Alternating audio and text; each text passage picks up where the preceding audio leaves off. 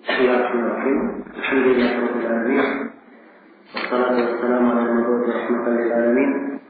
Nabiyina Muhammad wa ala alihi wa sahbihi wa man tabi'ahum bi ihsanin ila yaumiddin, amma ba'd. Ini majelis yang ke-6 dari hari yang kedua pada daurah kita mengkaji kitab Al-Qawaid Al-Kulliyah wa Dhawabiq Al-Fiqhiyah karya Ibnu Mibrat rahimahullah ta'ala. Kita akan membaca kaidah yang ke-22. Berkata penulis Al-Imam Ibnu Mibrat rahimahullah ta'ala, At-Thaniyatu wal-Ishrun, yang ke-22, di sunnah salat, tentang sunnah salat. Kata beliau, sunnah salati qisman. Sunnah salat itu terbagi dua. Sunnahun aqwal, ada sunnah yang berkaitan dengan ucapan. Kemudian beliau sebutkan ada 12. Nanti setelahnya beliau sebutkan sunnah yang berkaitan dengan perbuatan. Ya. Dan tentunya di dalam pembahasan sholat yang paling banyaknya adalah pembahasan apa? Sunnah-sunnahnya. Jadi ini enaknya kalau punya kaidah. Pertama yang paling penting ditentukan dulu apa yang rukun, apa yang wajib. Kalau dia bukan rukun, bukan wajib, berarti itu adalah apa? Itu adalah sunnah. Ini kalau orang punya kaidah, akan memudahkan dia mengukur ilmu itu. Supaya kalau ditanya tentang suatu masalah, dia hanya ingat dasar kaidahnya, yang lainnya dia akan ketahui. Baik. Kalau dia ingat rukun ada 12, kemudian kewajibannya juga telah diingat, maka selain yang wajib dan selain yang rukun, itu hukumnya sunnah. Hukumnya apa? Sunnah. Beliau katakan sunan as-salati qisman. Sunnah salat ada dua jenis. Yang pertama sunanun atau sunan aqwalin. Ada sunnah dari ucapan. Iya. Ikni asyar. Kalau ingin lebih terangnya di Arab dibaca ikna asyar. Walaupun punya sisi Arab. Jadi ikni asyar itu dari aqwal. Di sunan 12 berkaitan dengan aqwal. Jadi sunnah yang berkaitan dengan ucapan ada 12. Yang pertama adalah al-istiftah. Yang pertama adalah istiftah. Membaca doa istiftah. Membaca doa istiftah ini dia dari sunnah salat. Karena tuntunan doa istiftah itu hanya ada dari pengajaran Nabi sallallahu alaihi wasallam. Dan itu hanya memberikan makna sunnahnya. Tidak memberikan makna wajib dan tidak pula memberikan makna apa? Rukun. Iya. Dan doa istiftah banyak ya. Allahumma baik baini wa baina khataayaya, sampai akhir doa. Ini di antara yang paling sahih ya, sebab dia dalam riwayat Bukhari dan Muslim. Ada Allahumma inni wajjahtu wajhiya, lebih panjang sedikit. Ini dalam riwayat Muslim. Dan di kebanyakan buku-buku fikih Hanbaliyah disebutkan doa istiftah yang ringkas. Subhanakallahumma wa bihamdik wa tabaraka ismuka wa ta'ala jadduka wa la ilaha ghairuk. Ini ringkas doa istiftahnya. Sebab ini lebih mudah dihafal oleh orang umum timbang diberikan hafalan Allahumma inni wajjahtu wajhiya. Yang saya ingat di pelajaran SD dulu, dan disuruh hafalkan. Dan banyak dari kawan-kawan yang tidak bisa menghafalnya karena panjang doanya. Berbeda kalau diajarkan yang kecil atau yang ringkas, maka itu lebih baik. Subhanakallahumma bihamdik, tabaraka ismuka wa ta'ala jadduka wa la ilaha ghairuka. Meringkas kandungan maknanya juga luar biasa. Nah, ini hadisnya disahihkan oleh Syekh Al-Albani rahimahullah. Dan ada dua istisqa lain yang paling baik mengumpulkan konteks dua istisqa ini dari apa yang saya baca adalah kitab Syekh Al-Albani rahimahullah di sifat salat Nabi.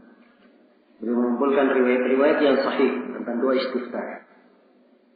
Maka ada baiknya seorang menghafalnya, dia sering dalam membacanya, yaitu dari sunnah salat.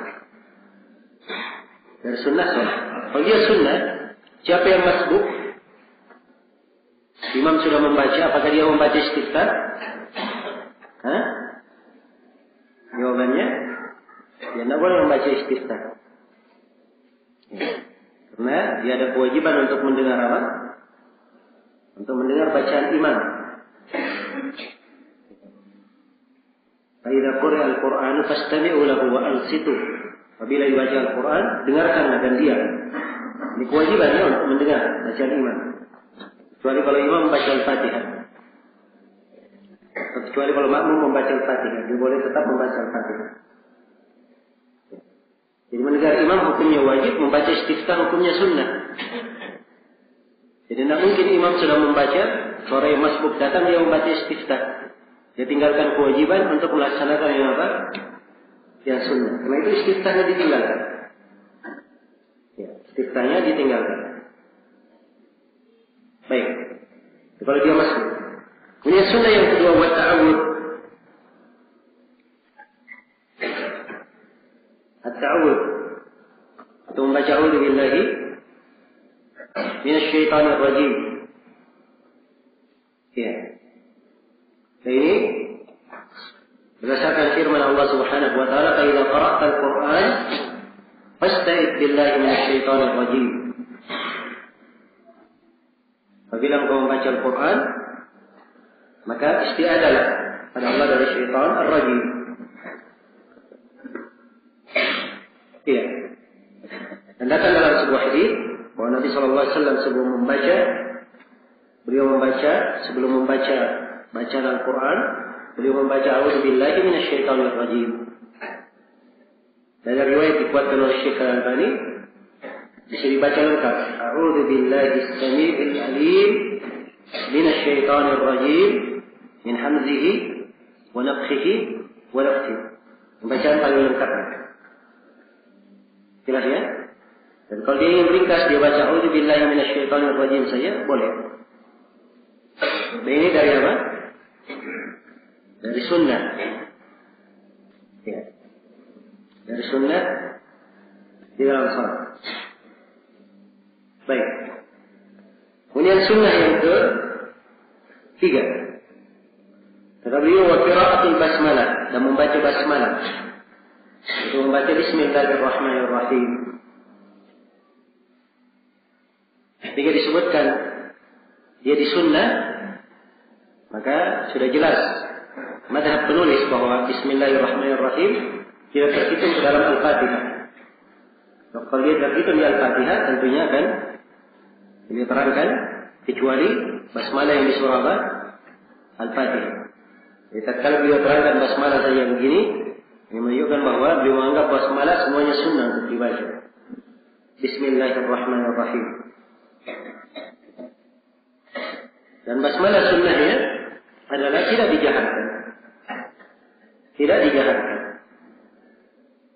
Karena Nabi SAW, Abu Bakar, Umar,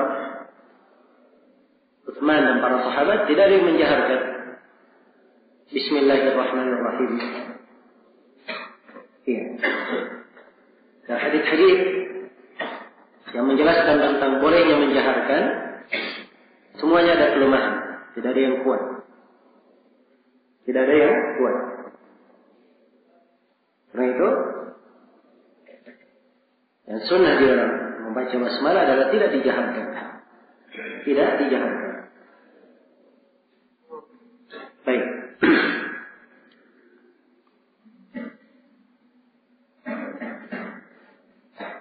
Kemudian yang keempat, wa qaulu amin, dan membaca amin. Membaca amin. Sebab pembacaan amin ini disyariatkan ketika imam mengaminkan. Bagaimana dalam hadis Abu Hurairah riwayat Bukhari dan Muslim, "Idza ammana al-imam fa aminu." Apabila imam mengaminkan, maka hendaknya kalian mengaminkan. Iya. Jadi membacanya adalah disunnahkan. Kalau imam tidak membaca, maka itu tidak ada masalah. Tidak ada masalah. Dan sunnahnya di dalam mengaminkan, makmum mengikuti, menepati takmim imamnya. Kalau dia dahulu tidak apa-apa. Ya, tapi afdalnya dia tetap tidak mendahului imam. Jadi kalau imamnya sudah membaca A, maka makmum sudah bisa ikut amin. Ya. Dan dalam mengaminkan, afdalnya dipanjangkan. Tapi memanjangkannya bukan seenaknya. Ya. Memanjangkannya 1 menit. Maka ini tidak diperbolehkan sebab keluar dari kaidah bahasa Arab. Kaidah bahasa Arab paling banyak 6 harakat. Dan ayat di ketentuan kebanyakan ahli qiraat itu hanya 2 harakat. Kecuali di qiraat Nafi boleh 4 harakat. Jadi amin 6 paling panjang 6 harakat. Hanya 2 kalau di qiraat Nafi bisa 4 amin. Jelas ya? Ini satu bacaan. Dan boleh dibaca juga amin, hanya tidak dipanjangkan. Amin. Ya. Dan dua-duanya bermakna kabulkanlah. Itu 2 bacaan di dalam bahasa Arab, disebutkan di dalam buku bahasa. Ya, tapi sunnahnya syah di dalam hadis Nabi memanjangkan amin. Baik. Kemudian yang kelima atau yang keenam, wal jahru. Dan disunahkan menjaharkan.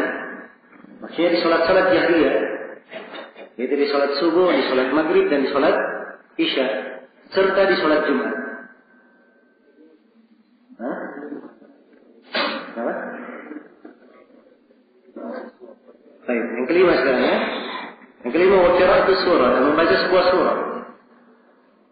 Ya. Untuk membaca sebuah surah setelah Al-Fatihah. Ini pada 2 rakaat pertama dari sholat. Pada 2 rakaat pertama dari sholat.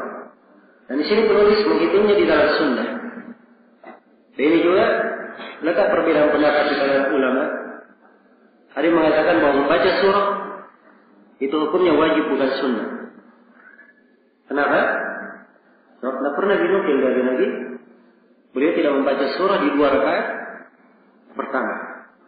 Bahkan tuntunan beliau di dalam membaca surah setelah Al-Fatihah di 2 rakaat pertama itu dinukil dengan penukilan yang sangat banyak.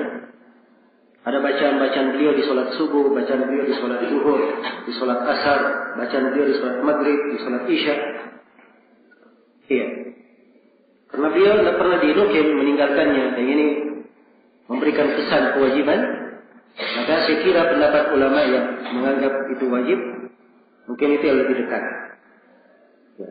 Kalau dimasukkan kepada kewajiban, lebih tepat daripada dikatakan dia sunnah. Jelas ya? Ini membaca surah. Baik, yang keenam, menjaharkan bacaan.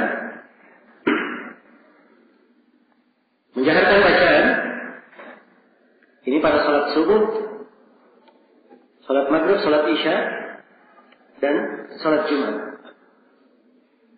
Ya. Nah, Nabi SAW menjaharkannya. Maka menunjukkan disunnahkannya.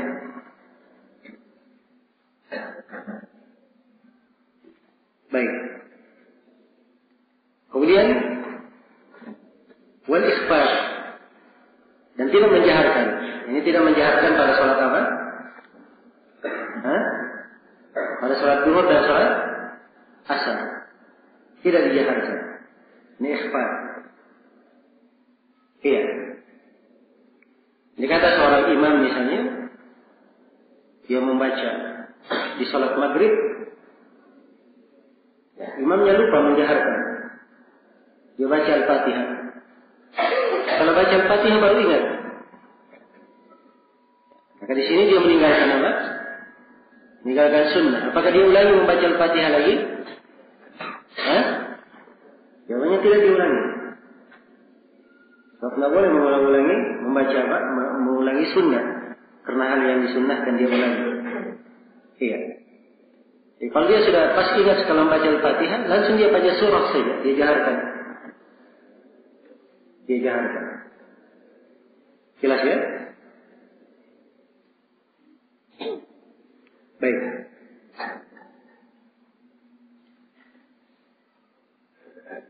Kemudian yang ke-8 dari sunnah, wa qawlu min as-sama'i wal ardi ba'da tahmid. Membaca mil'a as-sama'i wal ardi setelah tahmid.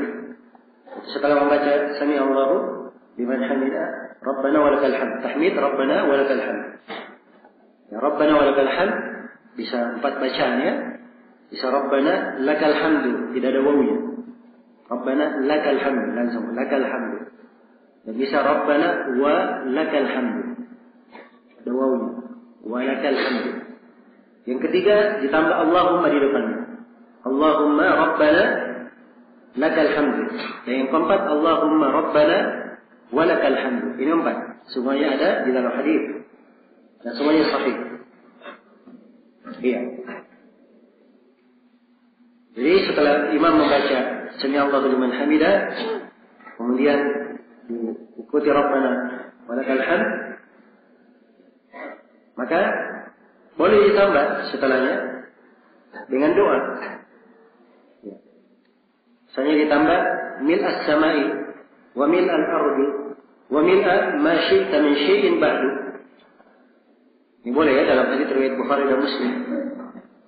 Dan boleh ditambah hamdan katsiran tayyiban mubarakan fi kama yuhibbu rabbuna wa yarda. Ada doa-doa yang disyariatkan. Ya. Dan di antara yang paling bagus menyebutkan doa-doa ini adalah Syekh Al-Albani. Beliau kumpulkan riwayat-riwayatnya dalam sifat salat Nabi. Bisa dihafal doa-doa itu dari buku beliau. Dan ini hukumnya sunnah. Kalau tidak dibaca tidak apa-apa. Ya. Kemudian yang ke-9 dari sunnah yang berkaitan dengan ucapan wa ma zada ala at-tasbihatil wahidah fi ruku' was sujud. Apa yang melebihi satu kali tasbih dalam ruku' dan sujud. Kita sudah sebutkannya dari kewajiban di dalam salat yang membaca tasbih dalam ruku' dan sujudnya walaupun sekali. Subhana rabbiyal azim, subhana rabbiyal a'la. Sekali batas wajibnya. Kalau dia baca 2 kali, 3 kali, maka itu adalah apa? Itu adalah sunnah. Dia ingin lebih 3 kali nggak apa-apa. Ya. Dia ingin lebih 3 kali, tidak ada masalah. Karena Nabi SAW di dalam salat malamnya, beliau rukuknya, berdirinya, lamanya hampir mirip dengan rukuk dan sujudnya. Menunjukkan bahwa beliau di bacaan rukuk dan sujud diperbanyak. Iya, diperbanyak. Tapi khusus untuk salat wajib, tidak boleh seorang itu terlalu panjang. Iya. Di dalam sujud dan rukuknya. Jangan sampai dia membaca surah Al-Waqiah di salat subuh. Surah Al-Waqiah perlu waktu 20 menit untuk membacanya. Dia rukuk 20 menit juga. Ya. Ini keliru ya. Kalau di salat malam tidak ada masalah, tapi di salat as-salaf tidak melakukan hal yang seperti itu. Ini nukil dari mereka yang paling banyak mungkin tasbihnya sekitar 9 kali atau semisal itu paling banyak. Iya. Nah, ukuran disebut dalam sebagian hadis disebutkan ada riwayat 3 kali, walaupun riwayatnya memang ada kritikan dari sisi pembahasan ilmu hadis. Namun ini batasan sekitar itu. Dan telah syah dari Nabi SAW, beliau memerintah untuk siapa yang sholat mengimami manusia, hendaknya falyakhaffif, dia memperingatkan. Iya. Baik. Kemudian yang ke-10, wa 'alal marrati fi su'alil maghfirah. Demikian pula kalau dia baca lebih dari sekali dalam meminta maghfirah. Dan kewajiban dia membaca Rabbighfirli pada duduk di antara 2 sujud sekali. Rabbighfirli. Kalau dia baca kedua, ketiga, maka itu sunnah. Rabbighfirli, Rabbighfirli, Rabbighfirli. Iya. Kemudian yang ke-11, kata beliau wa ta'awud fi tasyahhud al-akhir. Dan membaca ta'awud pada tasyahhud yang terakhir. Maksudnya di sini ta'awud di tasyahhud terakhir yaitu berlindung dari 4 perkara. Nah, ta'awud artinya berlindung. Ta'awud dari apa? Yaitu dari 4 perkara. Yaitu yang diterangkan dalam hadis Abu Hurairah, riwayat Bukhari dan Muslim. Ya, sebutkan idza faraga ahadukum min at-tasyahhud falyata'awwad billahi min 4. Apabila salah seorang dari kalian selesai dari tasyahhud, hendaknya dia ta'awud dari 4 perkara. Min adzabi jahannam, min adzabil qabr, wa min fitnatil mahya wal mamat, wa min syarri fitnatil masiihid dajjal. Jadi boleh dia berkata a'udzu billah apa? Allahumma inni a'udzubika min adzabi jahannam wa min adzabil qabr wa min fitnatil mahya wal mamat wa min fitnatil masiihid dajjal. Dia ta'awudz seperti itu. Dan ini oleh penulis dihitung sunnah. Dihitung sunnah. Tapi di konteks hadisnya perintah, fal yata'awwad, perintah. Dan Syekh Al-Albani rahimahullah menganggap bahwa ini menunjukkan mana wajib. Karena tidak ada yang memalingkannya dari kewajiban. Asal dari perintah di pembahasan ilmu ushul fikih, asalnya menunjukkan mana wajib. Kecuali kalau ada dalil yang memalingkannya. Ya. Walaupun kebanyakan ulama yang mengatakan bahwa hukumnya sunnah, tapi mungkin ulama yang mengatakan wajib karena asalnya di sini perintah, itu adalah pendapat yang punya sisi kekuatan. Ya, jelas ya? Kalau dimasukkan di dalam kewajiban, saya kira bukan hal yang jauh dari benar. Baik, ini yang ke-11. Ta'awud di tasyahhudil akhir. Kemudian yang ke-12, wal qunut fil witri. Dan qunut pada witir. Dari ucapan juga qunut di witir. Dan di witir saja ya, bukan di semua salat. Nabi sallallahu alaihi wasallam mengajarkan kepada Al-Hasan bin Ali doa qunut di witir. Allahumma hdini fi man hadait wa atini fi man atait wa tawallani fi man tawallait, dan seterusnya. Diajarkan di mana? Di qunut witir. Tidak dibaca di qunut subuh. Ya, sebagaimana yang dilakukan oleh sebagian orang. Baik. Ini 12 ya, dan masih ada yang belum disebut oleh penulis. Dari sunnah yang jelas. Seperti berdoa sebelum salat. Nah, dalam hadis Ibnu Mas'ud dikatakan, "Tsumma liyatakhayyar min ad-du'a'i ma syaa." Kemudian hendaknya dia memilih dari doa apa yang dia sukai. Dan Nabi telah mengajarkan doa kepada para sahabat. Antaranya Nabi ajarkan kepada Abu Bakar As-Siddiq untuk beliau berkata di doanya sebelum salam, Allahumma inni zalamtu nafsi dzulman katsiran wa la yaghfiru dzunuba illa anta faghfir li maghfiratan min 'indik innaka antal ghafurur rahim. Ya. Dan juga telah syahid dari Nabi sallallahu alaihi wasallam, beliau mengajarkan kepada Mu'adz untuk mengucapkan di duburi kulli salat. Di dubur setiap salat, Allahumma a'inni ala dzikrika wa syukrika wa husni ibadatik. Dan dubur di sini ada 2 penafsiran di kalangan para ulama. Ada yang menafsirkan dubur bermakna setelah salam. dia membaca doa itu. Jadi kalau dibaca setelah salam berarti dia dari zikir setelah salat. Lalu menafsirkannya bahwa doa ini dibaca sebelum salam. Dan ini pendapat lebih kuat. Karena kata dubur di dalam bahasa Arab, dubur sesuatu adalah bagian dari sesuatu itu, tidak terpisah darinya. Ya. Kalau dikatakan ini di dalam salat itu lebih tepat. Jelas ya? Ini di antara sunnah juga. Tidak disebutkan oleh penulis. Rahimahullahu ta'ala. Dan mungkin ada yang lainnya. Tapi di sini sekedar isyarat dari beliau. Ya. Dan beliau sendiri tidak menyebutkan secara terperinci sunnah-sunnah yang berkaitan dengan perbuatan. Beliau hanya berkata wasunanul af'alin. Yang kedua dari sunnah di dalam salat ada yang tergolong ke dalam sunnah berkaitan dengan perbuatan. Wa hiya qariban min 20 sunnatan. Dan sunnah yang seperti ini sekitar 20. Ada sekitar 20. Wa rubbama zada. Dan kata beliau mungkin lebih daripada itu yang berkaitan dengan perbuatan. Tetapi berkaitan dengan ucapan ya. Berkaitan dengan perbuatan mungkin sekitar 20. Baik, tidak ada masalah. Beliau di sini tidak merinci, mungkin saya agak rinci sedikit. Ya, sunnah-sunnah yang berkaitan dengan perbuatan. Nah,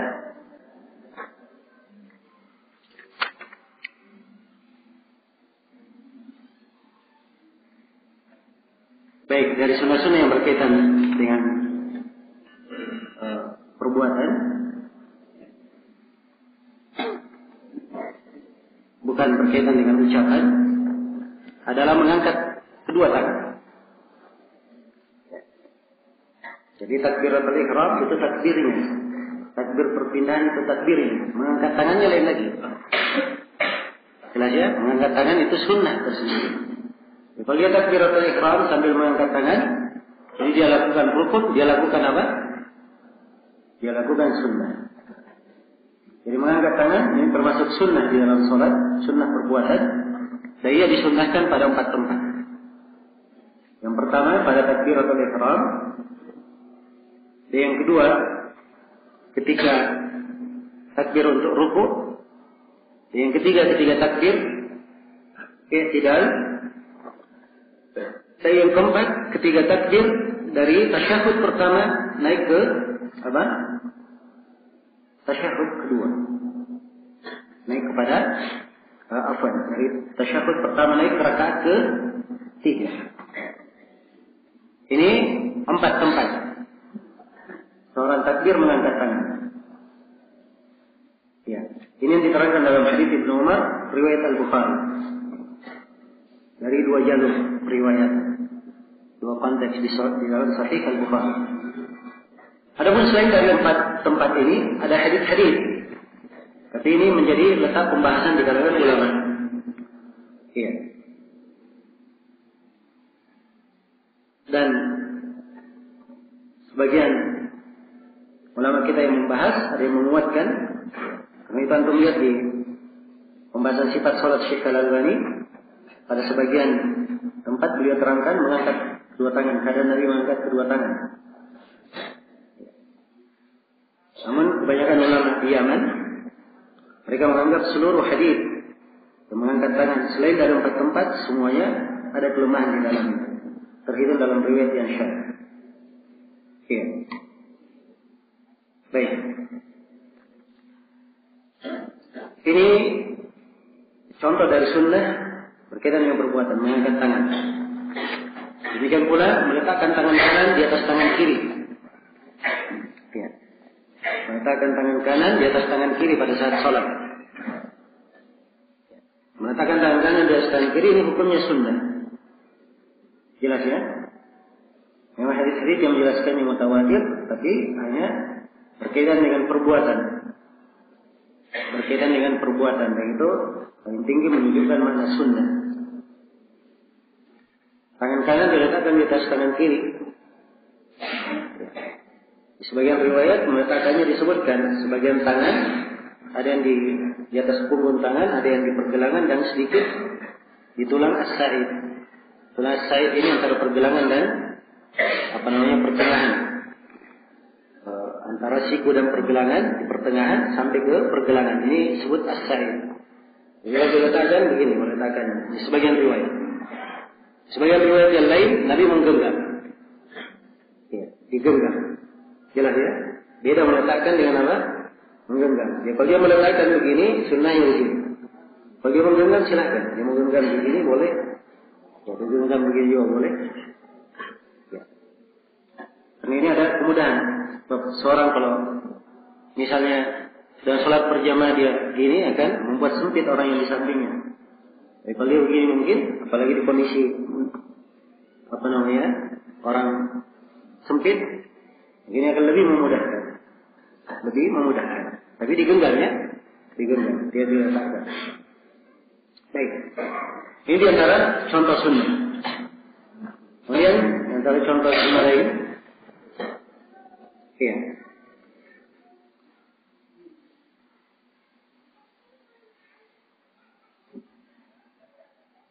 Yang berkaitan dengan perbuatan adalah ketika rukuk, posisi tangannya.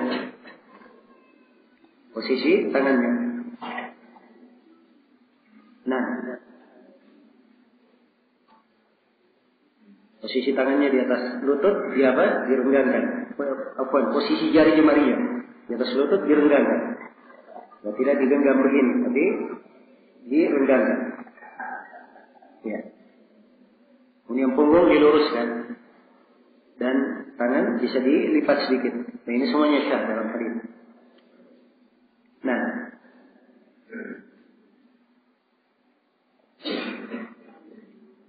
adapun berkaitan dengan masalah turun ke sujud, apakah dia mulai dengan tangan atau lutut dulu, kemudian tangan, ini juga berkaitan dengan sunnah perbuatan. Tapi dalam hal ini pendapat yang lebih kuat bahwa dua-duanya boleh. Boleh tangan dahulu kemudian lutut, dan boleh lutut dahulu kemudian apa? Kemudian tangan. Karena asalnya hadis-hadis yang menjelaskan tentang tidak boleh tangan dahulu kemudian lutut, demikian pula sebaliknya hadis yang menerangkan tidak boleh lutut dahulu kemudian tangan, ini juga hadis yang lemah. Semuanya ada kelemahan. Jadi kalau asalnya semuanya lemah, ada keluasan. Boleh dua-duanya. Ya, dan memang di mazhab Imam Malik yang akan dikuatkan oleh Syekhul Islam Ibnu Taimiyah boleh dua-duanya. Tapi mereka menguatkan boleh dua-duanya karena hadisnya dianggap dua-duanya sahih. Jelas ya?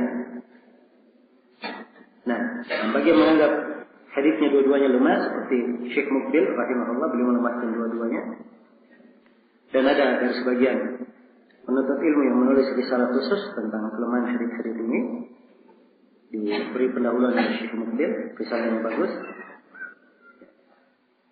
Diterangkan kelemahan hadis-hadis tangan dahulu kemudian lutut, demikian pula lutut dahulu kemudian apa?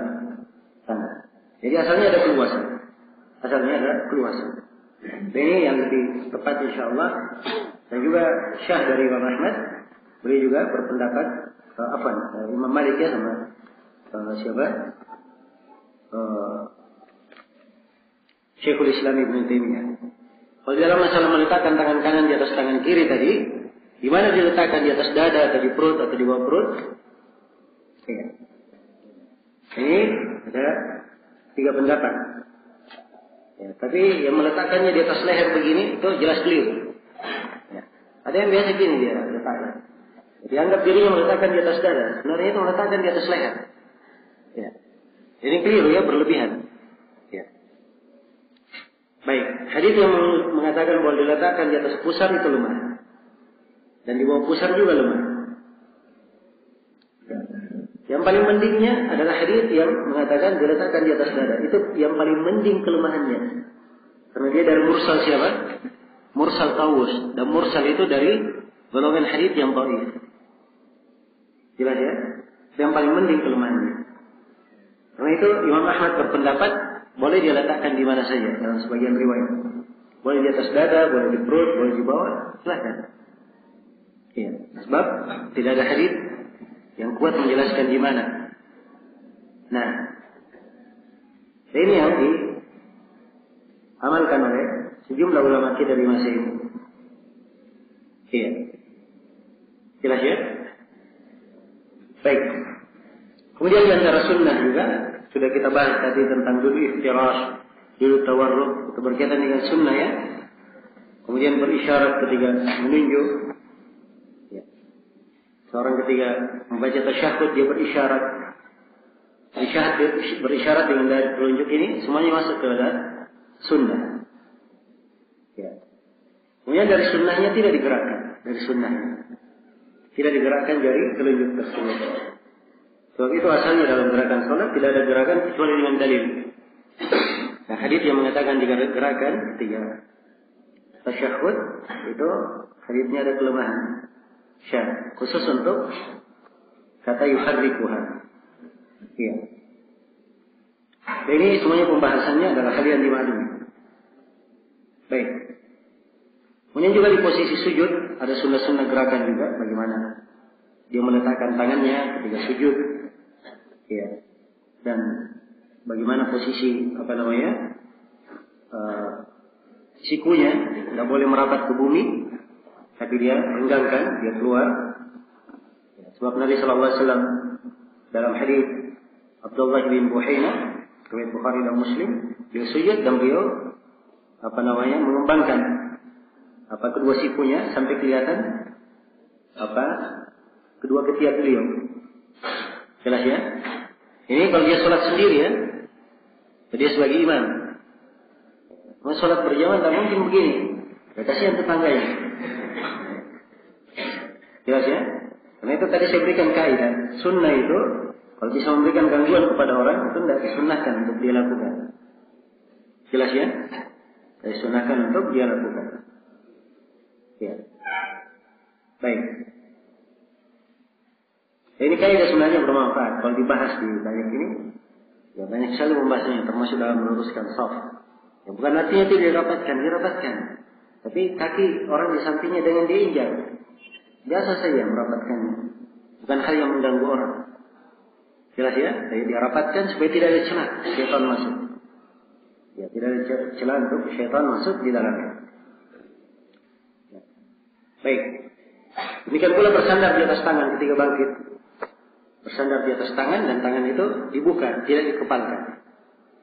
Ada hadits yang menjelaskan dikepalkan dan haditsnya lemah. Haditsnya lemah. Iya. Baik.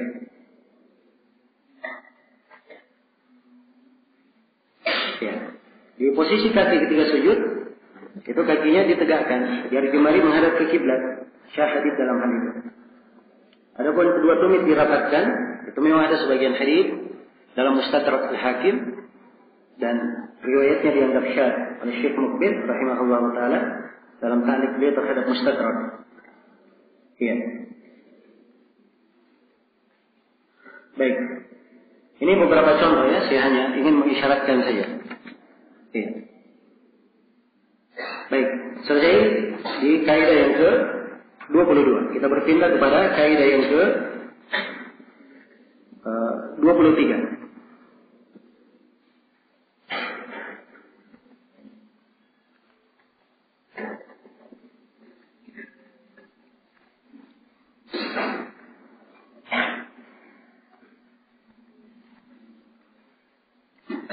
Kata penulis rahimahullah ta'ala, Al-Thalithatu wal-Ishrun. Kaidah yang ke-23. Dikasih antara dua kurung oleh muallif di asbabi sujud sahwi. Tentang sebab-sebab sujud sahwi. Di kaidah yang ke-23 ini pembahasannya tentang sebab-sebab yang mengharuskan adanya sujud sahwi. Ya. Kalimat as-sahwu itu artinya lupa. Jadi sujud ini kaitannya apabila seseorang itu melakukan kelupaan di dalam sholat. Ya. Nah, ini disebut dengan as-sahwu. Jadi kalau misalnya ada orang yang dia menambah karena sengaja, ada sujud sahwi atau tidak? Tidak ada, batal sholatnya kalau dia menambah. Ya, dia mengurangi dengan sengaja. Ini juga tidak ada sujud sahwi kalau dia sengaja. Jelas ya? Nah, bukan lupa. Dan sujud sahwi itu karena lupa. Baik. Sujud sahwi ini disandarkan kepada kata lupa, karena sujud ini disyariatkan oleh sebab lupa. Begitu maksudnya. Kata beliau, sebab sujud sahwi salah. Sebab-sebab sujud sahwi ada 3. Ada 3 sebab sujud sahwi. Yang pertama, ziyadatun. Pertama, pernah menambah. Iya. Karena dia menambah. Dia menambah ruku, atau menambah sujud, menambah berdiri, atau menambah duduk. Ya. Ini jenis-jenis apa? Tambahan. Yang pertama ya karena menambah. Yang kedua, wa naqsun, karena mengurangi.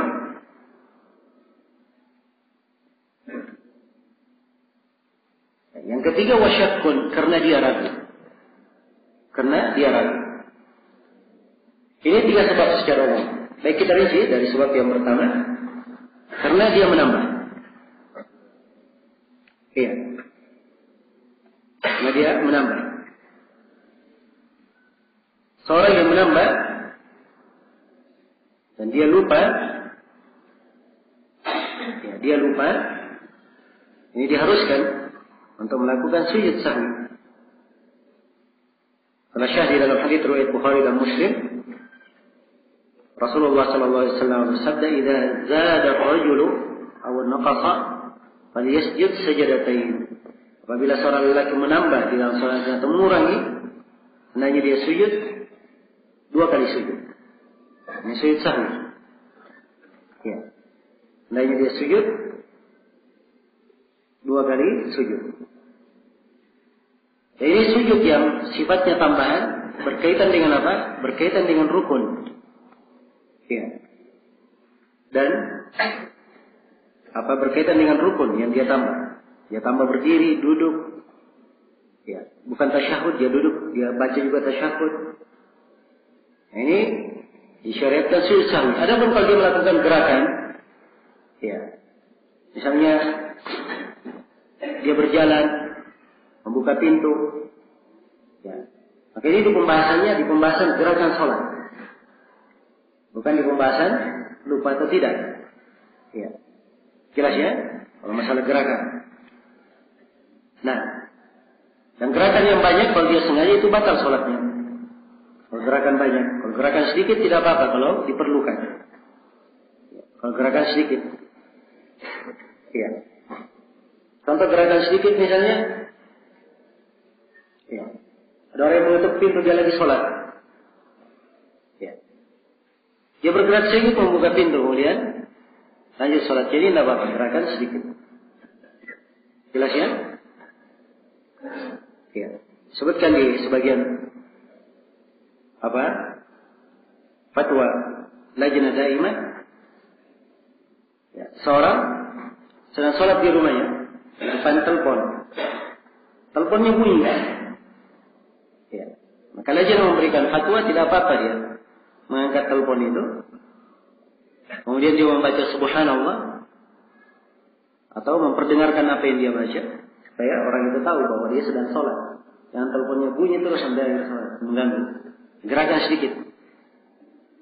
Ya, dan ini semisal dengan kejadian yang sering terjadi di masa sekarang ini. Ya, dan sholat hampir ribut saja terjadi. Mengganggu orang yang sholat. Ya. Dan muskilahnya orang yang membawa HP ini, ya, seakan-akan dia sangat khusyuk sekali. Seakan-akan tidak ada hati yang bunyikan tahu. Iya. Jadi keliru.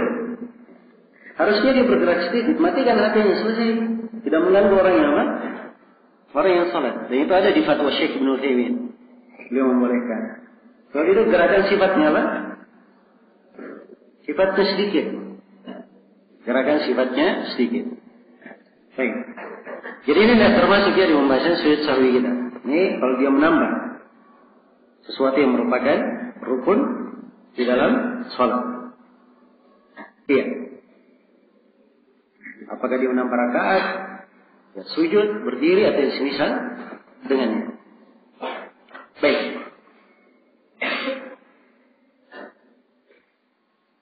Kemudian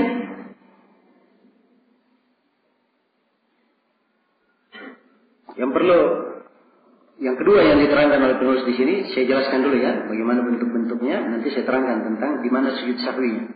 Nah, itu pembahasan lain. Kemudian di sini kata penulis au naqasa. Yang kedua wa naqsun, dan dia mengurangi. Ini jenis yang kedua dari jenis lupa. Dia lupa kewajiban. Rakaat kedua harusnya dia duduk apa? Tasyahud awal. Tapi dia tidak duduk tasyahud, langsung berdiri ke rakaat ketiga. Dia lupa. Iya. Jelas ya? Dia ruku. Ya. Ingin dia tidak, langsung berdiri saja. Dia lupa membaca sami Allahu liman hamidah. Ya. Maka ini sujud sahwi. Sifatnya sujud sahwi karena dia mengurangi. Nah, kalau dia lupa sebuah rukunnya, tetapi kalau kewajiban yang dia lupa, kalau dia lupa rukun, ini rukunnya tidak boleh di sujud sahwi saja.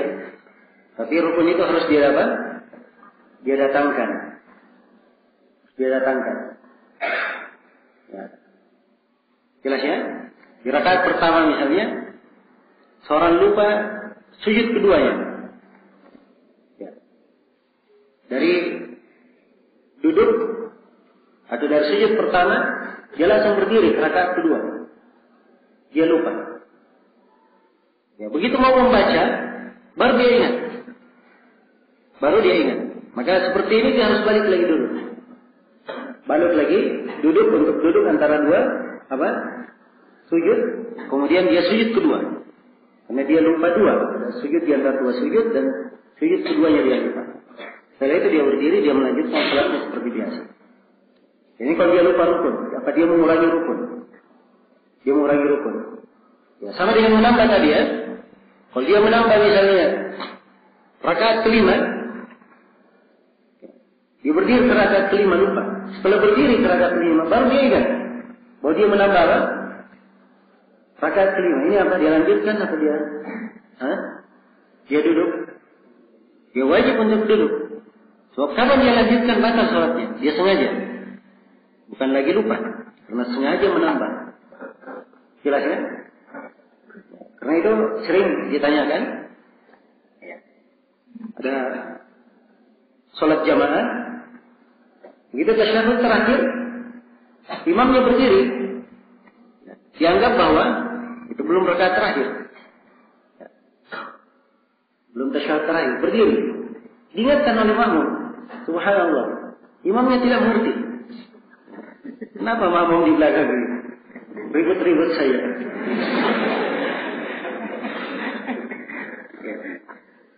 Ini salat saya sudah benar. Ini rakaat terakhir. Imamnya yakin. Jelas? Sekarang makmum apa yang dia lakukan? Dia ikut imam? Jawabannya tidak boleh dia ikut imam.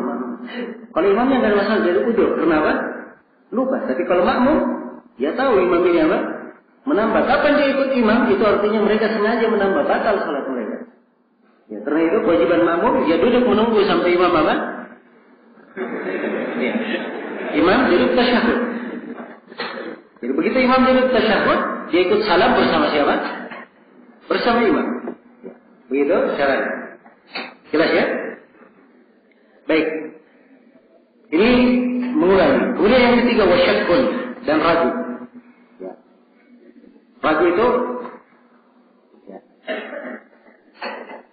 adalah dia di antara dua kemungkinan.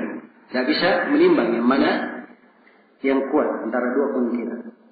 Atau ada dua kemungkinan dia lebih condong kepada salah satu dari keduanya. Ghalabah kurban, kecondongan. Tapi dia tidak yakin. Dia di rakaat ketiga, dia ragu, ini ketiga atau keempat. Ya. Keraguan ini ada dua kemungkinan. Mungkin dia tidak bisa tentukan. Dan mungkin dia berkata, oh kemungkinan ini sudah rakaat keempat. Kemungkinan. Dugaan besarnya begitu. Tapi dia tidak yakin. Jelas ya? Ini dua keadaan ragu. Ya, ini memberikan perbedaan dalam apa? dalam hukum di mana sujud sahwinya. Karena sujud sahwi itu yang dicontohkan oleh Nabi SAW, ada yang sebelum salam dan ada yang setelah apa? Setelah salam. Jadi ada sujud sahwi sebelum salam dan ada sujud sahwi setelah apa? Setelah salam. Ya, sisa sekarang kapan sujud sahwi itu dilakukan sebelum salam dan kapan sujud sahwi dilakukan setelah salam. Ya, kalau dia menambah, maka sujud sahwinya setelah salam. Kalau dia menambah. Ini dalam banyak riwayat keterangannya. Di antaranya adalah hadis tentang kisah Dzul Yadain. Nabi SAW baru 2 rakaat salat duhur atau asar, baru 2 rakaat dia salam. Ya, Assalamualaikum warahmatullahi wabarakatuh. Assalamualaikum warahmatullahi wabarakatuh. Setelah itu beliau berdiri, duduk, bersandar di masjid. Datang oleh Dzul Yadain. Sahabat yang lain diam. Dzul Yadain bertanya, pertanyaannya ya sangat beradab. Dia berkata, ya Rasulullah, apakah salat itu sekarang sudah berkurang jumlah rakaatnya atau melupa? Kata Nabi, tidak berkurang jumlah rakaatnya dan saya juga tidak lupa. Karena ini antara Nabi dan Dzul Yadain yang berkata ada kekurangan, Nabi berkata tidak. Maka Nabi bertanya kepada sahabat yang lain, apakah benar seperti yang dikatakan oleh Dzul Yadain? Para sahabat yang lain menjawab, benar ya Rasulullah. Maka ketika itu Rasulullah langsung berdiri. Lalu mengimami para sahabat menambah berapa? 2 rakaat. Setelah menambah 2 rakaat, kemudian salam. Setelah itu beliau sujud sahwi. Ya, 2 kali sujud, setelah itu salam. Jelas ya? Maka ini karena apa? Dia menambah apa di sini? Beliau menambah apa? Menambah salam. Ya, menambah salam. Jelas ya? Maka ini sifatnya tambahan. Baik. Kemudian yang kedua, kalau mengurangi. Iya. Kalau mengurangi itu sujudnya adalah sebelum salam. Kalau dia mengurangi, sujudnya sebelum salam. Ini berdasarkan hadis Abdullah bin Buhaina, riwayat Bukhari dan Muslim. Ya. Di mana Nabi Shallallahu Alaihi Wasallam mengimami para sahabat 2 rakaat. Ya. Beliau sholat mengimami, begitu sudah sholat 2 rakaat, harusnya dulu tasyahud, beliau tidak tasyahud, tapi langsung berdiri. Ya. Kemudian Nabi menyempurnakan sholatnya, jadi tidak tasyahud awal. Sekarang ini apa? Mengurangi atau menambah? Mengurangi. Apa yang dilakukan oleh Nabi? Kata Abdullah bin Buhaina, begitu mendekati sholat selesai, kami tunggu beliau untuk salam. Ternyata beliau tidak salam. Tapi kabbara qabla taslim. Beliau bertakbir sebelum taslim, sebelum salam. Fasajada sajadatain. Lalu beliau sujud 2 kali sujud. Wa huwa jalis, dan beliau dalam keadaan duduk. Tsumma sallam. Kemudian beliau salam. Jelas ya? Ini kalau mengurangi. Ya, kalau sifatnya dia mengurangi, demikian keadaannya. Ya, seorang rakaat pertama, Allah Akbar, baca Al-Fatihah. Setelah baca Al-Fatihah, langsung dia apa? Ruku. Ada yang kurang? Hah? Ada yang kurang? Apa yang kurang? Baca surah. Baca surah hukumnya apa tadi? Kita sebutkan bahwa yang lebih kuat hukumnya adalah apa? Wajib. Kalau wajib ditutup dengan apa? Sujud sahwi. Ini sujud sahwinya di mana? Sebelum atau setelah salam? Sebelum salam. Sebab dia sifatnya mengurangi. Jelas ya? Baik. Kemudian yang ketiga, kalau dia ragu. Nah, kalau dia ragu ini ada 2 keadaan tadi. Ada 2 keadaan. Ada 2 keadaan. Kalau dia ragu, ya, dia tidak tahu yang mana yang benar. Saya ini rakaat ketiga atau rakaat keempat. Maka kalau tidak tahu yang mana yang benar, tentunya dia ambil yang paling meyakinkan. Kalau ada 3 dan 4 yang meyakinkan, yang mana? Ya 3. Tentunya 3 sudah apa? Meyakinkan. Dia hanya ragu antara 3 dan 4. Ya. Jelas ya? Maka kalau dia yakin seperti ini, Apa dia ragu kemudian diambil yang meyakinkan, maka yang dituntunkan oleh Nabi adalah dia sujud sebelum salam. Sujudnya apa? Sebelum salam. Ini berdasarkan hadits Abu Sa'id riwayat Muslim.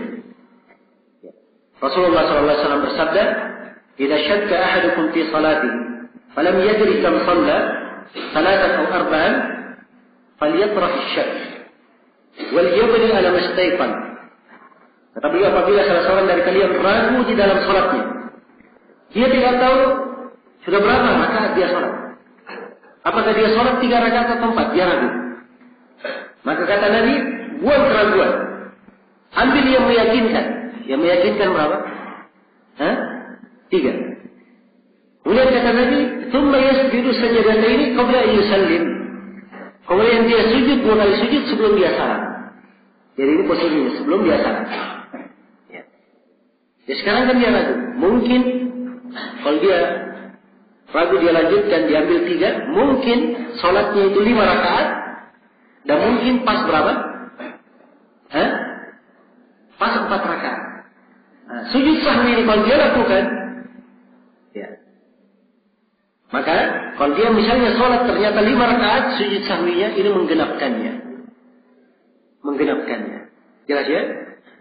Dan kalau ternyata sholatnya sudah benar 4 rakaat, maka sujud sahwi itu adalah targhiman li syaitan. Ada hal yang membuat syaitan itu marah. Ini salah satu riwayat yang menjelaskan keutamaan sujud sahwi. Dan sujud sahwi ini adalah hal yang apa? Menyempurnakan sholat dari kekurangan.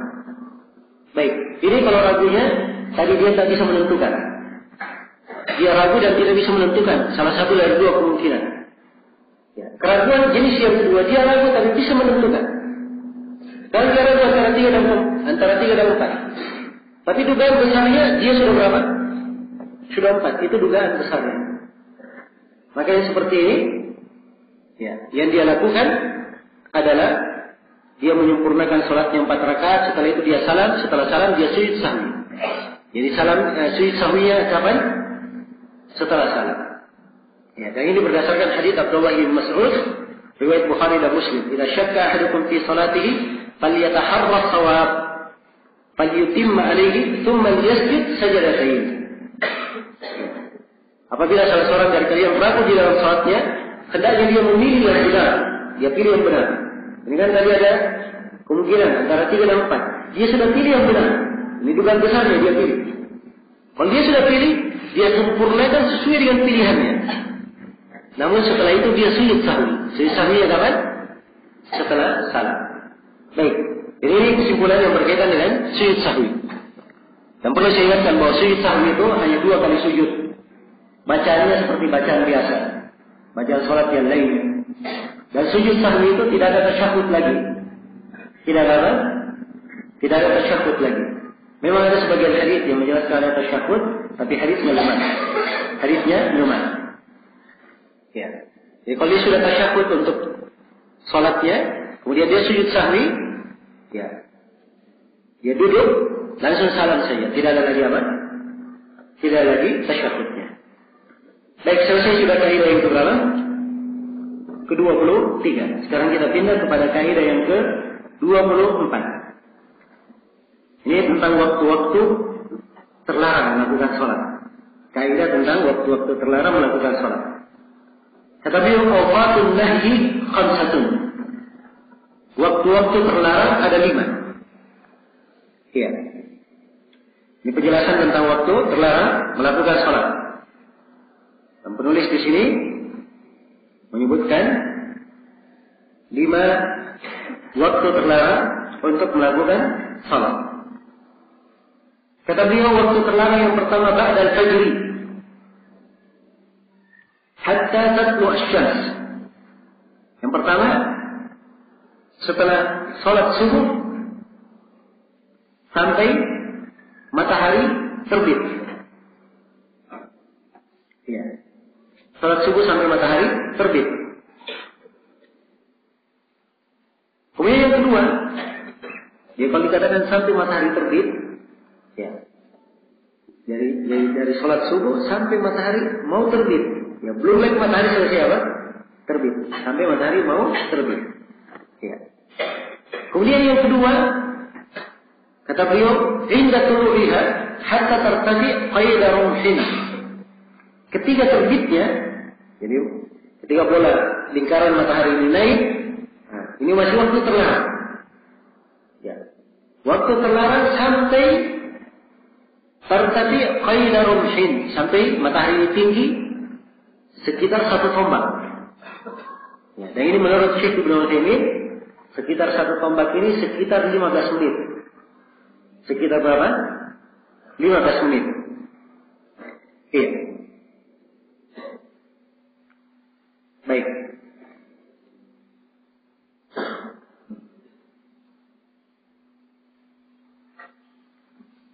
Ini yang kedua ya. Kemudian yang ketiga, kita baca dulu semuanya. Setelah itu kita baca dari ini. Kemudian yang ketiga, wa inda qiyamiha hatta tazul. Yang ketiga, matahari itu berada tegak di tengah.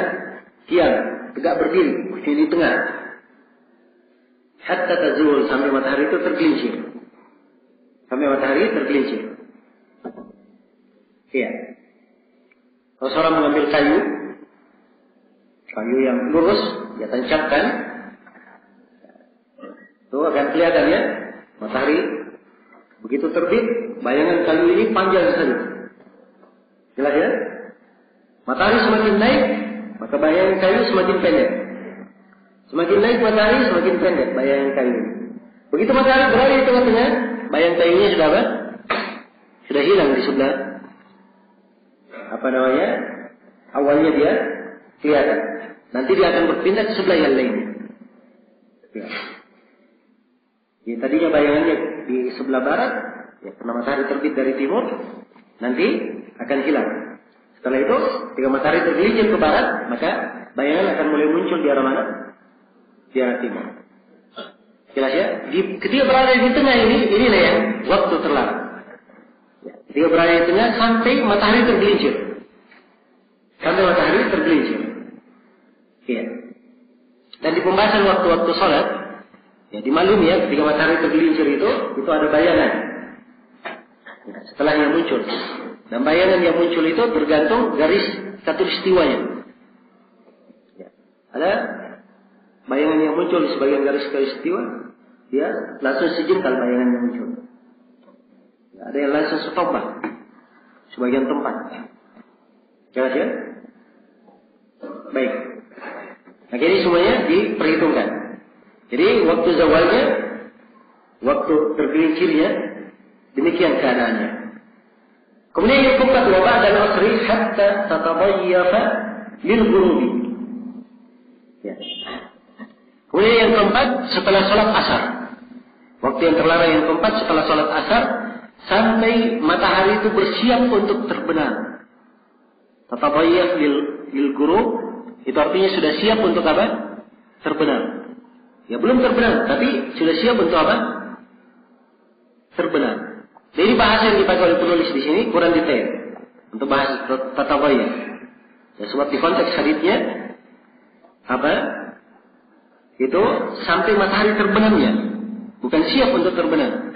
Ya kalau siap untuk terbenam kan sebelum terbenam, ya kan? Ya, karena itu, ya mereka ada yang memberikan ukuran. Berapa ukuran sebelum terbenamnya? Ada yang memberi ukuran sekitar 1/4 jam sebelum terbenamnya. Ada yang memberikan ukuran dilihat kepada cahaya matahari. Kalau dia sudah menguning, nah itu sudah habis waktu terlarang. Ini kurang tepat. Yang lebih tepatnya, karena di dalam hadis Abdullah bin Amr riwayat Bukhari dan Muslim, "Idza ghaba hajibus syams fa akhiru as-salata hatta taghrib." Apabila hajibus syams sudah hilang, maka akhirkanlah salat sampai dia terbenam. Jadi diberikan ukuran sampai apa? Sampai dia terbenam, bukan sampai mendekati terbenam. Ya. Bukan sampai dia mendekati terbenam. Baik. Kemudian yang kelima, wa ila tabayyaqat lil ghurubi hatta taghrub. Ketika dia bersiap turun, terbenam hingga dia benar-benar terbenam. Iya. Sampai dia benar-benar terbenam. Ini 5 tempat. Ya, dan 5 tempat ini kadang diringkas oleh para ulama menjadi 3. Ya, jadi hanya disebutkan dari setelah sholat subuh sampai matahari terbit, begitu saja. Kan ini sudah masuk 2 kan di dalamnya. Ya. Kemudian yang kedua adalah ketika matahari berada di pertengahan tergelincir. Kemudian yang ketiga dari setelah asar sampai matahari terbenam. Nah, ini bagi siapa yang meringkas, rinciannya 5, tapi ringkasannya 3. Jelas ya? Rinciannya 5 waktu terlarang, ringkasannya berapa? 3.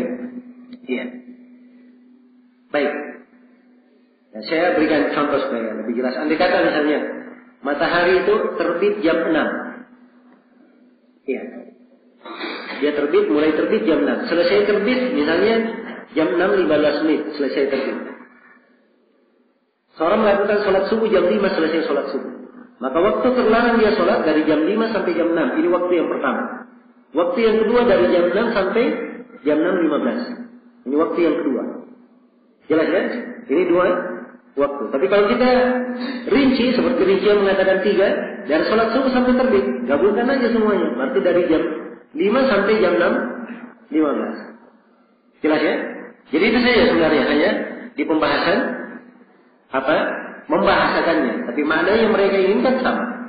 Ya. Ada pun dalil bahwa ini adalah waktu-waktu terlarang. Ada beberapa hadis yang menjelaskannya. Di antaranya adalah hadis Abu Hurairah yang diriwayatkan oleh Imam Al-Bukhari dan Imam Muslim.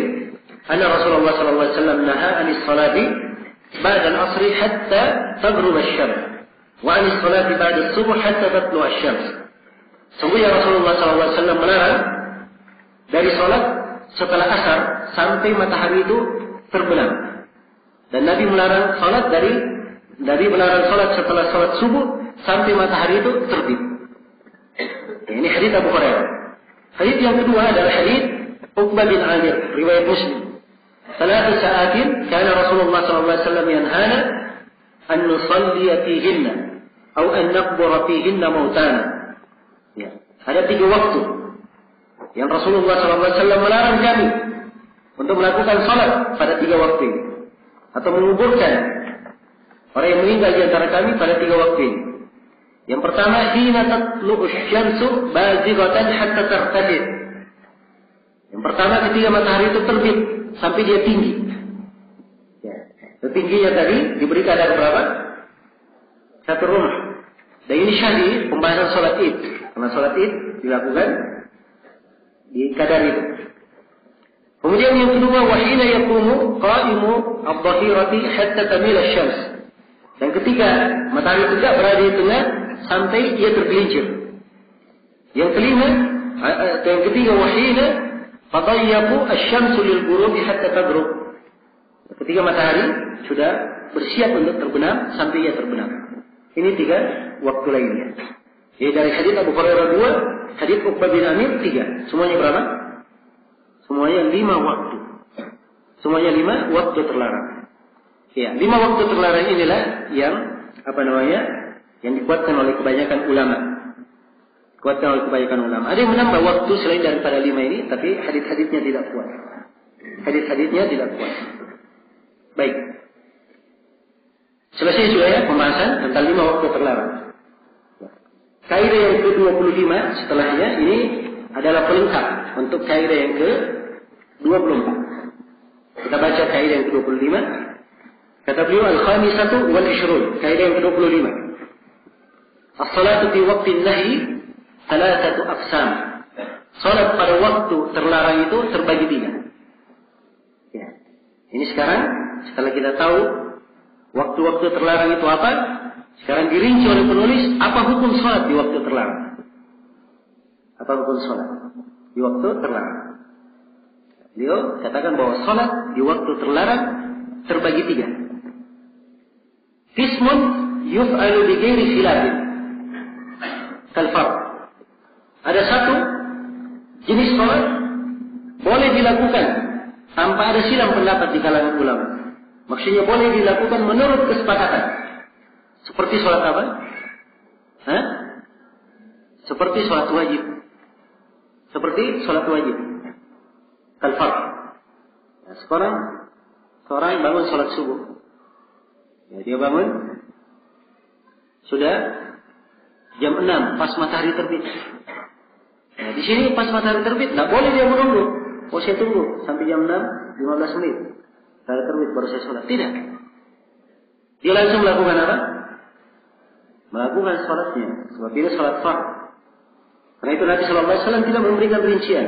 Man nama an salatihi aw nasiya anha fa waqtuha hina ma dzakaraha.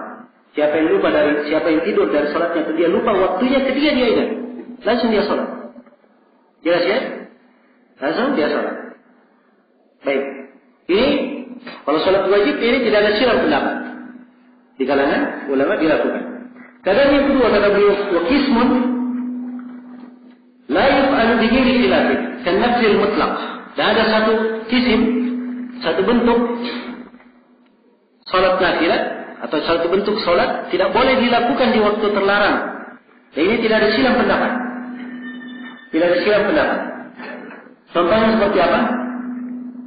Salat sunnah mutlak. Contohnya seperti salat sunnah mutlak. Iya. Kalau salat sunnah mutlak itu dia salat sunnah tidak terikat dengan waktu, tidak terikat tidak terikat dengan sebab. Dia mutlak. Ya. Jelas ya? Dan telah kita bahas ya di pembahasan salat-salat sunnah ada namanya salat mutlak. Ini yang tidak diperbolehkan di sini di waktu terlarang. Yang sifatnya mutlak. Yang ketiga qismun mukhtalafun fihi wa huwa ma lahu sabab. Dan ada jenis ketiga dari jenis salat, ini silang pendapat di kalangan ulama boleh atau tidak. Yaitu salat yang punya sebab. Seperti salat tahiyatul masjid. Ini 2 rakaat dilakukan di masjid disebabkan karena apa? Masuk masjid. Atau salat sunnah 2 rakaat setelah wudu. Ya. Ini salat sunnah dilakukan disebabkan karena apa? Karena wudu. Dia punya sebab. Ya. Jelas ya? Baik. Salat yang punya sebab ini silang pendapat di kalangan ulama. Dan pendapat yang lebih kuat, ini pendapat yang merupakan pendapat jumhurul ulama dan kebanyakan ulama kita di masa ini juga memfatwakan bahwa salat yang mempunyai sebab itu boleh dilakukan di waktu terlarang. Dan ini pendapat dikuatkan oleh Syekh bin Baz, Syekh Ibnu Utsaimin, Syekh Shalih Fauzan dan selainnya dari para ulama kita di masa ini. Ya, jelas ya? Jadi kalau misalnya seorang masuk setelah sholat asar, dia masuk setelah sholat asar ke masjid. Kan masuk masjid, sholat apa? Tahiyatul masjid. Boleh atau tidak dia sholat tahiyatul masjid? Jawabannya boleh, sebab tahiyatul masjid punya apa? Punya sebab. Ya. Nah, demikian. Ini keadaan yang ketiga. Jadi keadaan yang ketiga ini yang lebih kuat dari 2 pendapat bahwa sholat yang punya sebab itu boleh dilakukan di waktu terlarang. Baik, selesai sudah ya pembahasan untuk kaidah yang ke-25. Kaidah yang 26 dan seterusnya insyaallah kita bahas besok nanti.